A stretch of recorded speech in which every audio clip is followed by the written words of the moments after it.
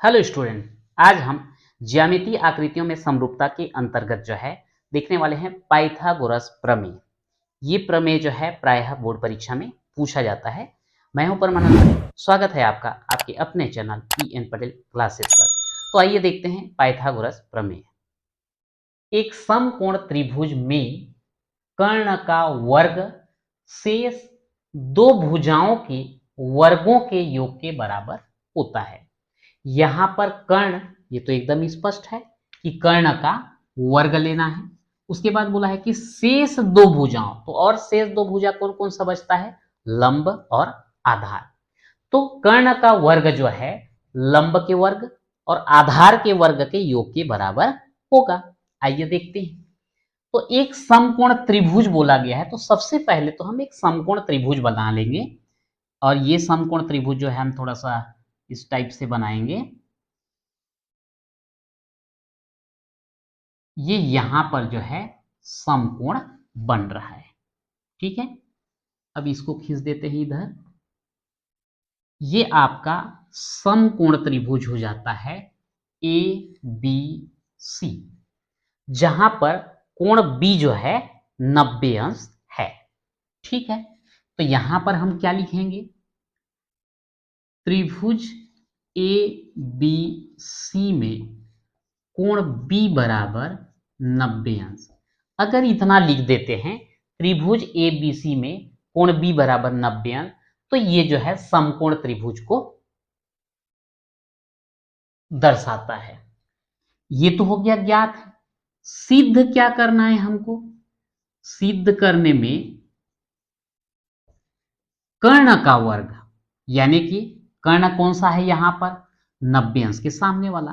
तो ये हो जाएगा AC का वर्ग बराबर अन्य दो भुजा AB और BC, इनके वर्ग के योग के बराबर AB का वर्ग धन BC का वर्ग। तो ये आपका ज्ञात है और ये जो है हमको सिद्ध करना है। इसको सिद्ध करने के लिए कोई रचना की आवश्यकता हो, देख लेते हैं। तो इसके लिए हम लोग करते क्या है कि इस बिंदु B से जो है AC पर लंब डाल दिया जाता है, ये BD। तो रचना में हम क्या लिखेंगे? BD लंब AC डाला गया। ये जो है आपका रचना हो जाता है।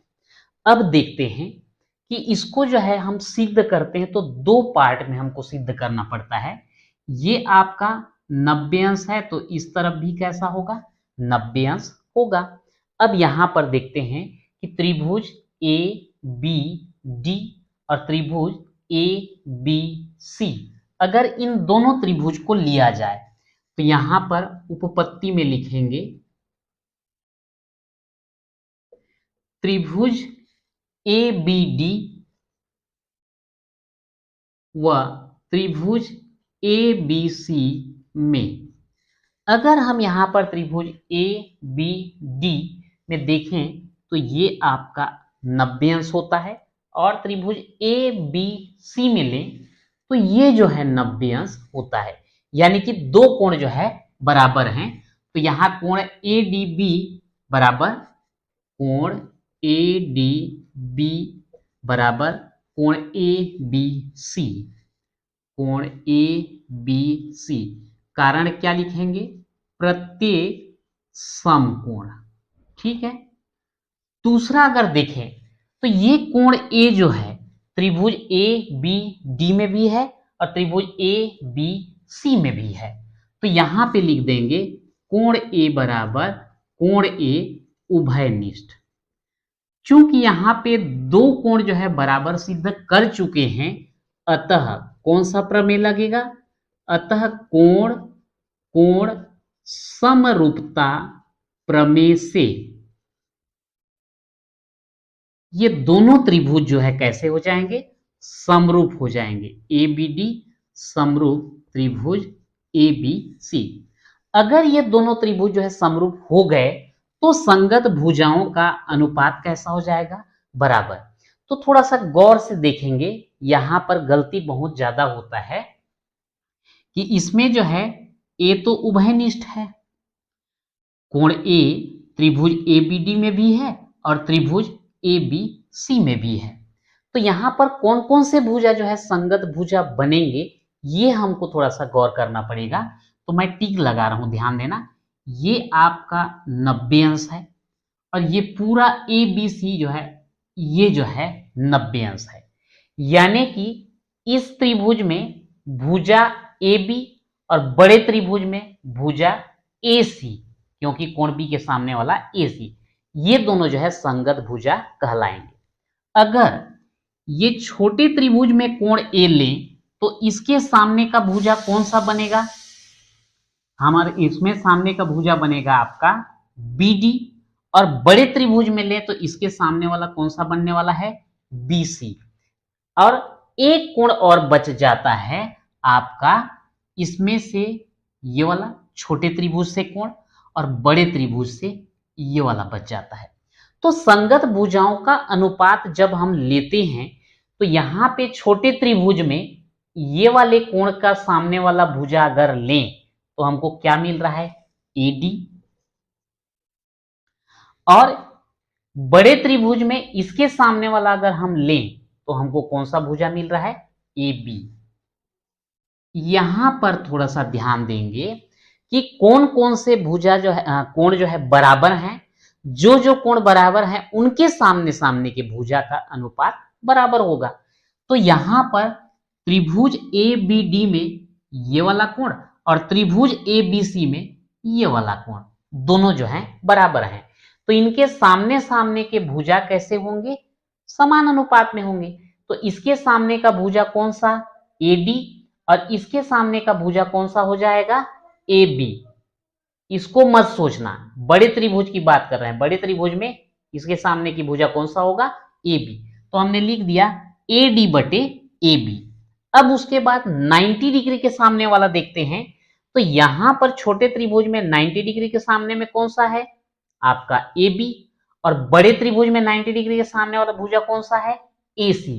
तो ये ए बी और ए सी ये भी आपस में इनका अनुपात कैसा हो जाएगा? बराबर। मतलब ए डी बटे ए बी का अनुपात और ए बी बटे ए सी का अनुपात बराबर होगा। अब अगर हम तिर्यक गुणा कर दें तो ए बी का क्या हो जाएगा? ए बी का वर्ग। इनका गुणा कर देंगे तो क्या होगा? ए डी इंटू ए सी। ये आपका समीकरण नंबर 1 हो जाता है।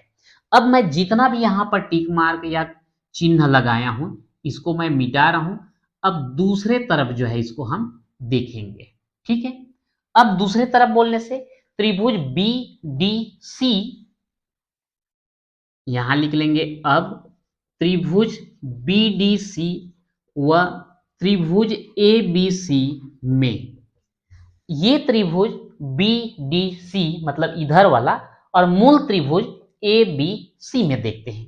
तो ये आपका 90 अंश है, ये वाला 90 अंश, और यहां पर ये कोण भी जो है 90 अंश। तो इसको आप लिखेंगे क्या? कोण बी डी सी। और बड़े वाले में क्या लिखेंगे? कोण ए बी सी। और ये क्या हो जाएगा? प्रत्येक जो है समकोण हो जाएगा, ठीक है। और दोनों में ये कोण सी कैसा हो जाता है? उभयनिष्ठ हो जाता है। तो कोण सी बराबर कोण सी, और क्या लिख देंगे इसको? उभयनिष्ठ लिख देंगे। अब चूंकि दोनों में दो कोण बराबर कर चुके हैं तो इसलिए कोण कोण समरूपता प्रमेय अगर लगा दिया जाए तो कोण कोण समरूपता प्रमेय से ये दोनों त्रिभुज कैसे हो जाएंगे? समरूप हो जाएंगे। त्रिभुज बी डी सी समरूप त्रिभुज ए बी सी। अब अगर ये समरूप हैं तो संगत भुजाओं का अनुपात फिर कैसा होगा? बराबर। तो फिर से आपको खोजना पड़ेगा, जैसे ये 90 अंश ये 90 अंश, ये तो ठीक है। कोण सी दोनों में उभयनिष्ठ है, तो इसमें एक कोण कौन सा बचा? ये वाला कोण बचा। और बड़े त्रिभुज में कोण कौन सा बचा? ये वाला जो है बचा है। तो अब देखते हैं, अगर हम देखें इस छोटे त्रिभुज यानी कि बी डी सी में अगर लें तो इसके सामने का भुजा कौन सा है?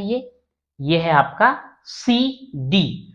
और बड़े त्रिभुज में अगर लें तो इसके सामने वाला कौन सा है? B C. तो ये इसके सामने वाला CD, इसके सामने वाला BC, ये दोनों को हम ले लेते हैं। तो ये हो जाएगा CD बटे BC बराबर। अब 90 अंश में देखते हैं, ये छोटे त्रिभुज में 90 अंश के सामने वाला कौन सा है? BC, और बड़े त्रिभुज में 90 अंश के सामने वाला कौन सा है? AC। तो ये BC और AC, इनका अनुपात जो है ले लेंगे BC बटे AC। अगर हम गुणा कर दें तो BC का हो जाएगा BC वर्ग, और ये हो जाएगा CD इंटू AC। ये हो जाता है आपका समीकरण नंबर 2। अब इसके बाद समीकरण 1 और समीकरण 2 दोनों को जो है हम जोड़ देते हैं। तो एक काम करता हूं, थोड़ा सा जगह जो है कम पड़ रहा है तो मैं इसको मिटा रहा हूं, ये वाला पोर्शन मैं मिटा देता हूं, ठीक है। अब आगे जो है मैं वही लिख रहा हूं। तो समीकरण 1 और 2 को हम क्या करेंगे? जोड़ेंगे। तो यहां पे लिख देंगे समीकरण 1 व 2 को जोड़ने पर, अगर हम जोड़ेंगे तो लेफ्ट हैंड में क्या है? AB स्क्वायर, और यहां पर है BC स्क्वायर। तो ये हो जाएगा AB square plus BC square बराबर, राइट हैंड साइड है AD into AC, AD into AC plus यहां है CD into AC, CD into AC। अब यहां पे देखिए इन दोनों में AC कॉमन है, निकाल लीजिए।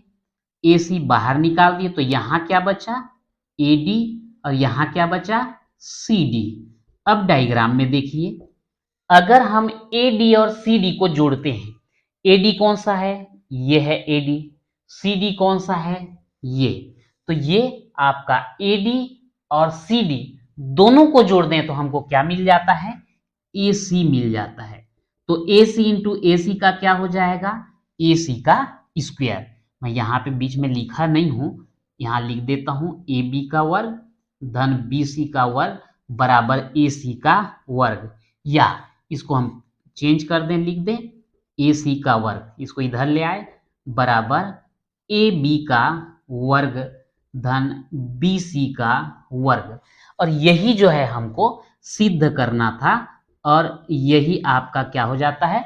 पाइथागोरस प्रमेय हो जाता है। पाइथागोरस प्रमेय एग्जाम के दृष्टि से बहुत ही इंपॉर्टेंट क्वेश्चन है, तो इसको जो है आप अच्छे से प्रिपेयर कीजिएगा, और इस पे आधारित जो है प्रश्न भी पूछे जाते हैं। तो ये था आपका पाइथागोरस प्रमेय। आज के वीडियो में इतना ही, मिलते हैं नेक्स्ट वीडियो में।